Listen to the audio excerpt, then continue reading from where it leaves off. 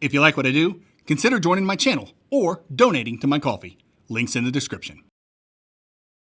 Do you ever look at someone and wonder what is going on inside their head?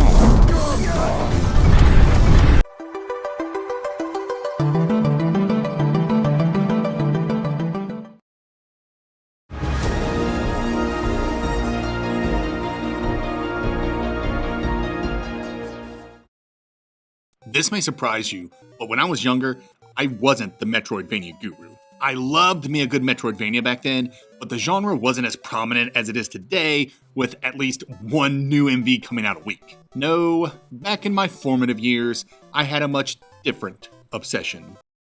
When I was younger, I wasn't the Metroidvania guru, I was the run and gun guru.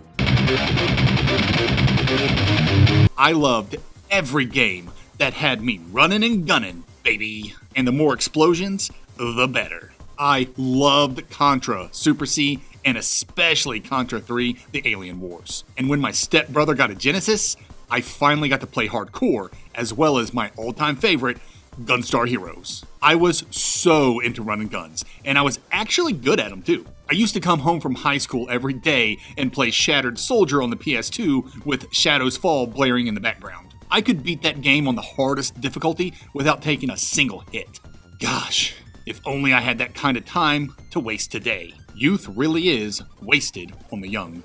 During my prime as the run and gun guru, there was a franchise I coveted above all others because I was poor and couldn't play very often. And that franchise was Metal Slug.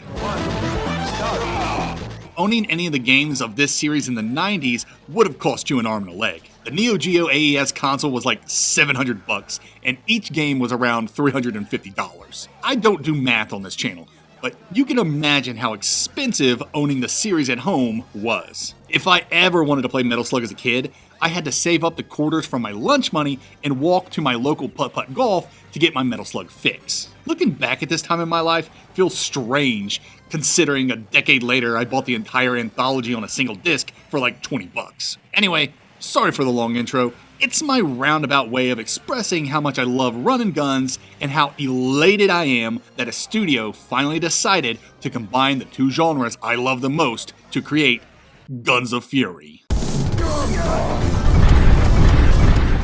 In Guns of Fury, you're Vincent Fury. I don't think that's his last name. On a mission to stop a bad guy from doing bad things. I think there's a kidnapped doctor and some kind of energy creating MacGuffin. I honestly don't give a shit. Let's f***ing blow things up. And f***ing blow things up you will. And as amazing as explosions are, will they be enough to make Guns of Fury a worthwhile MV? Combat. What do I even say about Guns of Fury's combat? You run and you gun. The end. There's very little nuance here. It's a shoot or be shot world, and the only advice I can give you is the tried and true ABS. Always be shooting. As long as you do that, you're gonna be fine. Probably. Though there are a lot of similarities between Guns of Fury and Metal Slug, mostly in presentation, combat-wise, the biggest similarity is the lack of shooting diagonally, which I'm sure will twist a lot of gamers' panties into a knot. It didn't bother me because I knew what I was getting into, but there are some people being pretty vocal on the matter. Regardless, it is what it is, so I'll let you decide if that's an issue for you. Concerning run and guns, I typically find games in this genre that don't let you shoot diagonally to also not let you strafe or lock yourself in place, and Guns of Fury follows that trend to a T. Probably because there are so many buttons dedicated to attacks, there weren't any buttons left for strategic options. Vincent has his primary pistol with infinite ammo, a heavier gun with a finite ammo bar, and even more finite bombs. Vincent even has a dedicated melee attack button, which, of course, is stronger than his guns. Each weapon type has a dozen or more different weapons to equip. By the end of the game, I had like 10 pistols, 20 plus heavy guns and bombs, and a dozen or so melee weapons. I guess what I'm saying is Vincent has many options in which to explode and kill, but not so many options when it comes to defense and positioning, which is apt for a Metal Slug homage. He does eventually get a slide and then a dodge roll, but the latter is given to you so late I forgot I even had it most of the time. And with the basics out of the way, how's the moment-to-moment combat? Incredible. You run, you gun, everything explodes, I mean everything, And there's always a hail of bullets you need to weave through, so staying locked in is crucial. Though, I would like to mention Guns of Fury's biggest difference from its inspiration, and that's its life bar. There are no one-hit kills unless you get hit with a particularly nasty shot, and you can heal. Just pause the game, eat like 5 pizzas, and you'll be good to go. Binge eating is especially useful against the game's bosses. There are a dozen or so bosses in this game, and I liked every single one of them. The human bosses were just kinda okay, but the huge mechs and armored vehicles? Now that's what I'm talking about. These bosses were so fun and took me back to my old run and gun days. I didn't find any of them particularly difficult, but it felt great learning their attack patterns well enough to no-hit them. These huge monstrosities felt like something straight out of Metal Slug.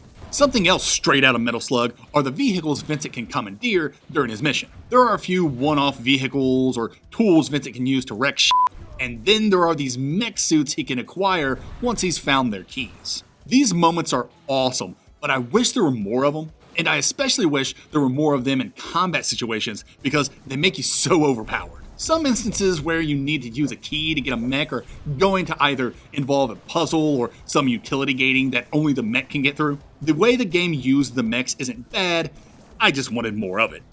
I'd say my only critique for Guns of Fury's combat is that I wish there were a way to switch weapons without pausing the game and digging through menus. It's not a deal breaker whatsoever, but it gets cumbersome as you collect more weapons. To the game's credit, there are a ton of cool weapons to use, each with their own damage and firing rates as well as tactical uses, such as guns with lob shots that work well against enemies using cover, or knives you can throw diagonally that are perfect against enemies with the high ground. I think the simplest solution, which is probably easier said than done, would have been to give players loadouts so they can switch on the fly, just like in Ender Lilies. I could have a main loadout, an anti-air loadout, and a traversal loadout, which will make more sense once I discuss it in the next section.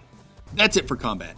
Guns of Fury doesn't reinvent the run and gun wheel, but it sure as hell makes it explode. The action is fast, the arsenal is massive, and the bosses are a blast. Literally. While the lack of diagonal aiming and defensive options might ruffle some feathers, the sheer chaos and variety in weapons keeps things fun and engaging. Toss in some mechs for good measure, and you've got a game that knows exactly what it wants to be. An explosive, over-the-top homage to classic run and guns. Abilities. Platforming. The abilities in Guns of Fury are kind of fascinating. You have a few traditional traversal abilities to unlock, like the slide, double jump, and a wall jump. And you have more unique abilities in the spike boots that let you bounce off enemies and breakable objects. But then you have a bunch of traversal abilities that are locked to different weapons you find. I don't want to discuss these weapon-exclusive abilities for spoilers' sake, but they're kinda cool and were unexpected. And because these weapon-exclusive abilities required you to actually have the weapon equipped to use them, this is why I mentioned in the previous section why I would have loved loadouts. Some of these special guns weren't very practical or helpful in moment-to-moment combat, so having to pause the action and rummage through menus could get annoying, especially when I had to do it in the heat of battle, which was rare, but did happen. Another annoyance with the game's abilities is how tacked on a few of them felt, like they were only put in the game to utility gate you in one specific instance, but I'll dive deeper into that in the exploration section. As for the game's platforming, it's fine with a few quibbles. Vincent feels great to control, and jumping and maneuvering through bullets feels great. Level design was excellent overall, with a good balance of verticality for more diverse exploration and horizontal hallways for straight up mayhem. My only issue is that there were many occasions where I couldn't tell if the platform or furniture or whatever I was supposed to jump on was in the background or not. There were many times I'd jump on something and be surprised I actually landed on it. Having these assets stick out more would have been helpful. The game does have a healthy amount of puzzles you can encounter, like the whole King's Sword bit and some one-offs where you shoot buttons or use pushable crates as platforms. None of these were brain busters, but they were a nice way to mix things up, and they always came with pretty nice rewards.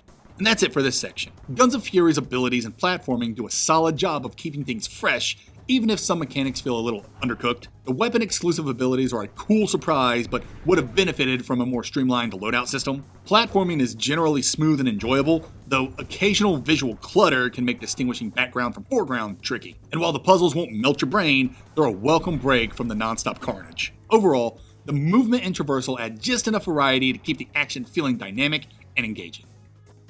Progression.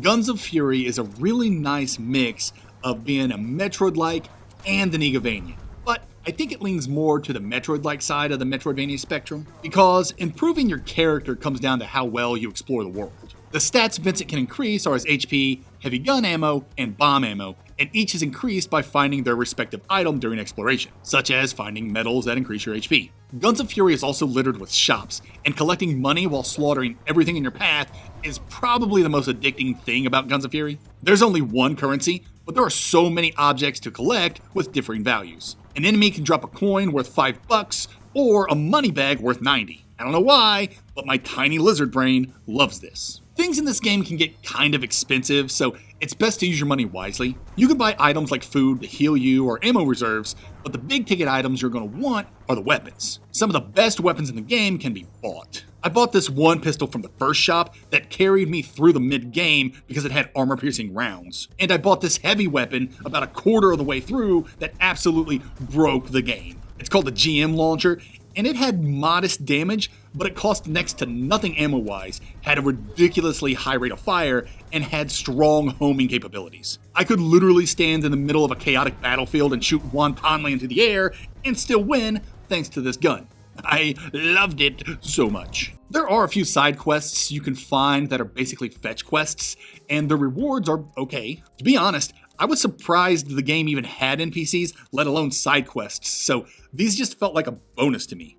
And that's going to be it for progression. Guns of Fury keeps progression simple yet satisfying, rewarding exploration with stat boosts and an endless flow of cash to spend on powerful weapons. The sheer variety of money pickups is strangely addictive, and while things can get pricey, the right purchases, especially weapons, can completely change the game. Side quests are a nice touch, even if they're mostly basic fetch quests, but their inclusion is a pleasant surprise. Overall, progression feels rewarding with a great balance between exploration, resource management, and sheer destructive firepower. Exploration. Alright boys, let's do this. Guns of Fury's exploration is the most mixed baggery bullshit I've encountered in recent memory. As far as exploration goes, the game does so many things well, yet it does so many faux pas. I'll say this up front, I beat Guns of Fury with 96% map completion, and I was still missing 3 traversal abilities. That's incredible. That's so much of the map, yet I wasn't even close to seeing everything this game had to offer. I don't think I've ever played an MV that's had this many loose ends after such high map completion. It wasn't until I loaded my game up again to do some cleanup that I realized how much crap I left unresolved. And even after scouring the map and doing a lot of stuff I missed, I ended up with 97% map completion and even more questions and key items I didn't know what to do with. So, is this cryptic exploration a good or a bad thing? I'd say, in theory, it's really cool that there's still so much more to discover with only 3% of the map left. I can't think of any other MV that can say the same. And there's seriously a ton of cool secrets and hidden things to discover. It's actually mind-boggling. But in practice, I'd say the game's cryptic exploration is only as successful as the amount of replays you want to give the game, because having so many secrets left to find with only 3% of the map remaining can only mean one thing. You missed a ton of crap while exploring, and now you have to meticulously retrace your steps, and this is a big ask from Guns of Fury. Take this with a grain of salt, because I played through Guns of Fury in a couple of days, but backtracking in this game is not fun for many reasons. Reason number 1, every room is filled with enemies and bullets, so quickly running through an area is not an option, lest you be littered with bullets. And damage boosting isn't really a thing because Vincent reels from every hit and gets only a brief window of invincibility upon taking damage. So, if you're going to get through a room, you're going to have to fight your way through a great majority of the time. Reason number 2, the fast travel sucks. You get these trucks that work as waypoints, but I swear none of these waypoints are remotely close to anything of interest. At least not when I was doing cleanup. So this led to me backtracking through a ton of areas. And since getting through an area almost definitely requires you to fight through it, this can get tedious and frustrating when you just quickly want to see if you can spot something in an area you marked on your map. And this leads us to reason number 3. The map sucks. Maybe saying the map sucks is a little harsh, but it kinda does for one main reason. Biomes aren't color-coded. Instead, the map is just one giant light blue mess with red, yellow, and pink dots scattered across it. Without a clear distinction between biomes, I lost my frame of reference and had a hard time remembering what the markups I made on the map even meant. Put all 3 of these reasons together, and you have probably one of the worst MVs to backtrack in. That's why I started this mini rant by saying, but in practice, I'd say the game's cryptic exploration is only as successful as the amount of replays you want to give the game. because there's so much going against you when it comes to backtracking, unless you're using a guide, which didn't exist when I first played through the game, it might be best to just do a New Game Plus instead of running around everywhere again. Guns of Fury's New Game Plus is pretty spectacular, allowing you to keep your equipment between runs. So the map kinda sucks, and backtracking can be a tedious slog if you don't pace yourself, but how is exploration in general? Again, it's a mixed bag. On the plus side, there are a ton of things to collect and secrets to find. As long as you're practicing ABS, you'll be surprised at all the destructible walls and ceilings you'll find that lead to secret areas, cache, and new weapons. And there are so many things you'll stumble upon that'll intrigue you. What's in this dark room with the vault? What's behind this secret door? What's this key item for? Stuff like that. The kind of stuff that scratches at the back of your mind while you play. On the negative side of things, Guns of Fury loves to bottleneck progress. You'll unlock new traversal abilities and then be expected to remember one very specific place where you can use that ability. And if you don't recall that one specific place, then good luck finding it, because you'll have 70+% of the map to comb over until you find it. Granted, your mileage may vary in this aspect, because there were plenty of times I was stuck after gaining a new ability, found where I was supposed to use it, and then smacked myself on the forehead because it was actually kind of obvious to figure out had I only studied the map more.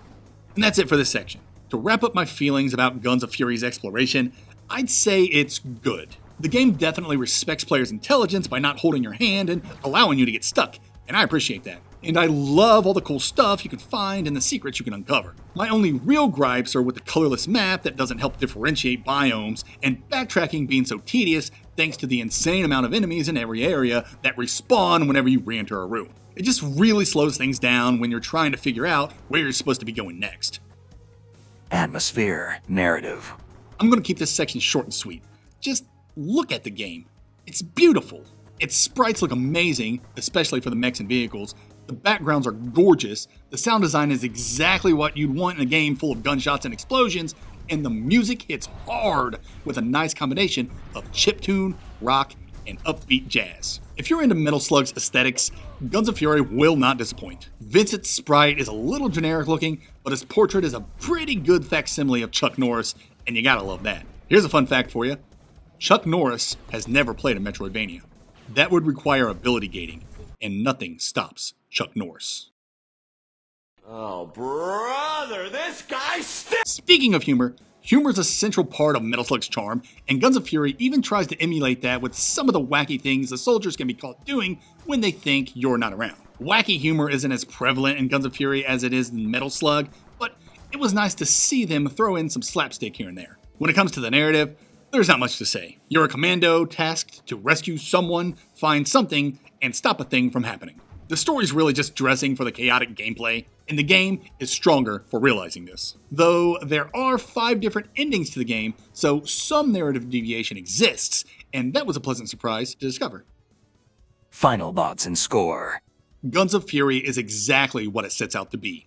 An explosive, no-nonsense run and gun with a healthy dose of Metroidvania exploration. The gunplay is satisfying, the weapon variety is absurdly massive and fun, and the bosses and mechs deliver on the chaotic action. The game's presentation is top-notch, nailing the Metal Slug aesthetic with gorgeous sprites, over-the-top explosions, and a killer soundtrack. That said, exploration is a mixed bag. While the game respects players' intelligence and is packed with secrets, the lack of a color-coded map, tedious backtracking, and lackluster fast travel can make late-game navigation frustrating, especially with how often you'll get stuck. And while the weapon-exclusive abilities are cool, a better loadout system would have made swapping between them far less clunky. But despite these hiccups, I had a blast with Guns of Fury, and consider it a successful merging of the Metroidvania and run-and-gun genres. If you're into classic run-and-guns with a bit more depth, you'll find plenty to love here. I award Guns of Fury an 8.5 out of 10.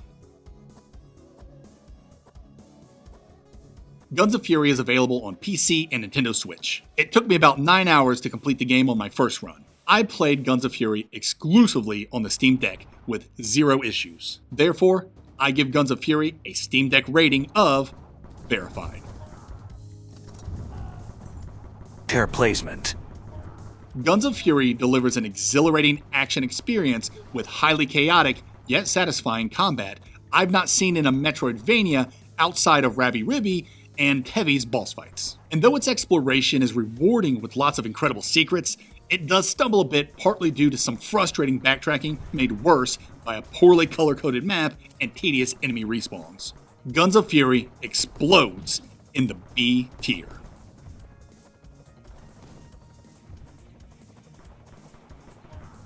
Guns of Fury is fun, bombastic, and a great time, if you don't mind getting lost every now and then, which is part of the Metroidvania fun. At the end of the day, Guns of Fury doesn't need deep mechanics or intricate storytelling. It just needs bullets, explosions, and a whole lot of carnage. And in that regard, Guns of Fury absolutely hits the mark.